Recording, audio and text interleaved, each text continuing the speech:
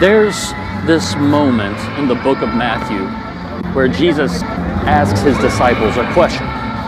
He says, "Who do people say I am?" Well, all around the country, people have been saying that Jesus is a prophet raised from the dead. So Bartholomew, he says, "I've heard that you're John the Baptist raised from the dead." And then Thomas, he says, "Well, I've heard you're Elijah raised from the dead." And then the other disciples, they say, "Well, we've heard Jeremiah or some other prophet." And then Jesus says, "Yeah, but who do you say I am?" And it's Peter, who stands up, he looks at the other disciples, and then he looks at Jesus, and he says, "You are the Christ, the Son of the living God." Then Jesus says to Peter, whose original name was Simon, by the way, he says, "Your name is now Peter," which means rock. Pretty strong nickname. Jesus says, "You are rock, and on this rock I will build my church, and the gates of hell will not prevail against it." So, I have some questions. Is Jesus saying, "I'll build my church on Peter the rock"? Like Peter will be one of the first leaders of the church? Or is Jesus saying, "I'll build my church on what Peter just said, that I'm the Son of God"? Well, I think to understand this, we need to know where this conversation took place.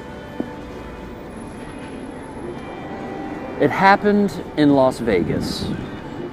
Well, no, not modern day Las Vegas, but in the ancient version of Las Vegas. The city was called Caesarea Philippi. Now, in Caesarea Philippi, there was this massive towering rock. And the belief was these different gods lived in the rock. Gods that would allow you to do really just whatever you wanted to do. But there was a catch. At any given moment, those gods would seize you with fear and dread. So, people would travel from all around the world to visit the rock, and they would have sex and do whatever pleasurable thing they wanted to do. But look out. In a moment, those gods will fill you with fear. That's kind of how sin works, isn't it? I mean, that one activity becomes an addiction, or breaks a relationship, or even just makes you feel gross about yourself.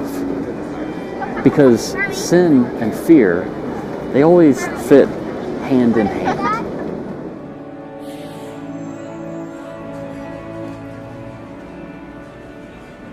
And it's here, in the middle of Sin City, that Jesus asks his disciples, "Who do people say I am?" Right here, in the middle of people on their way to sin, people who were pretty different than the disciples, different lifestyles, different beliefs, different goals. It's here that Jesus demands his disciples speak with their mouths what they think about him. Not what someone else thinks about him, what they think. And it is Peter who answers. This story may be ancient, but it's no different than the world we live in now, where people worship the god of self that only binds them up in fear. And all the while, they refuse to claim Jesus, the one true way to freedom and safety, as the one true God. Remember how I said this conversation takes place next to a giant rock that's essentially the equivalent of a Las Vegas strip joint? Well, it's here that Jesus says, "On this rock, I'll build my church." Maybe that's the rock Jesus is talking about. Where people are lost in sin. Where people are bound by fear. Where people are blinded by meaningless desires. His church is meant for the sin cities. His church will not be overpowered by any other god or by hell itself. Jesus' church will thrive, even in broken cities. You know, the world just doesn't think Jesus is God's son. And then he asks, who do you say I am? So will you be the one to speak his truth,